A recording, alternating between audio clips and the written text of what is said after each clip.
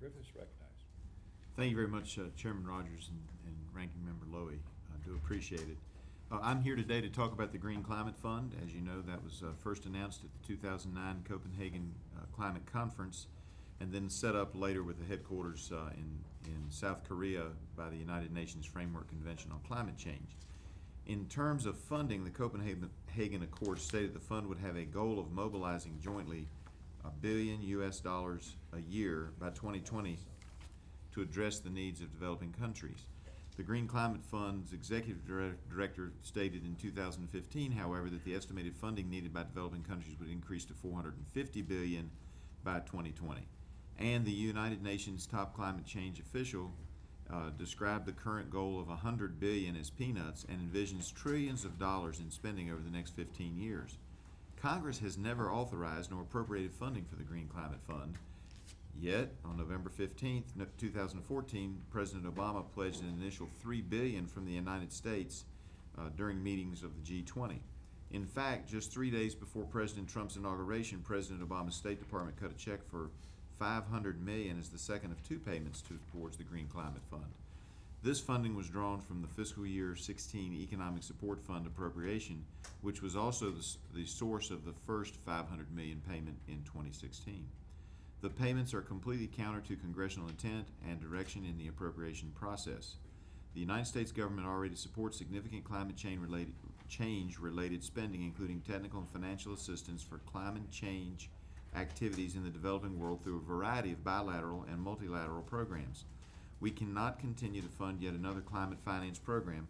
Congress must instead address the most pressing priorities for the American people amidst serious fiscal constraints. In 2015, I led a letter with 110 members signing on opposing funding for President Obama's initial request for the Green Climate Fund and following up with this committee to reiterate this request for fiscal year 17. Fiscal year 16 enacted appropriations legislation did not provide funding for the Green Climate Fund despite President Obama's request. However, neither the fiscal year 16 appropriations bills nor the fiscal year 17 continuing resolutions contained a rider prohibiting funds being used for the Green Climate Fund, leaving an opening for the President to shift funding from the Economic Support Fund appropriation.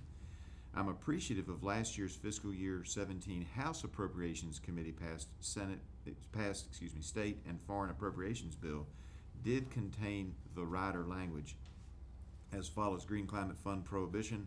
None of the funds appropriated or otherwise made available by this act or prior acts making appropriations for the Department of State, foreign operations, and related programs may be made available as a contribution, grant, or any other payment to the Green Climate Fund. On the contrary, however, the FY17 Senate Appropriations Committee passed state and foreign operations appropriations bill would have actually appropriated $263 million for the Green Climate Fund. President Trump's budget blueprint for fiscal year 18 released this morning does eliminate U.S. funding related to the Green Climate Fund and its two precursor climate investment funds. I ask this subcommittee and the full Appropriations Committee reflect the will of the House and the President, not only by providing no funds for the Green Climate Fund, but also including language to specifically prohibit any appropriated funds from being used for such payments. While I'm encouraged the President does not plan to make these payments, particularly by circumventing the will of Congress and without specific appropriation, I believe it is important that Congress make this point clear. I thank you all again for the opportunity to be here today and to present this to you all live, and appreciate you all taking your time to hear those of us that do wish to do a live presentation. And with that, I yield back. Thank you, Mr. Griffiths. Well presented.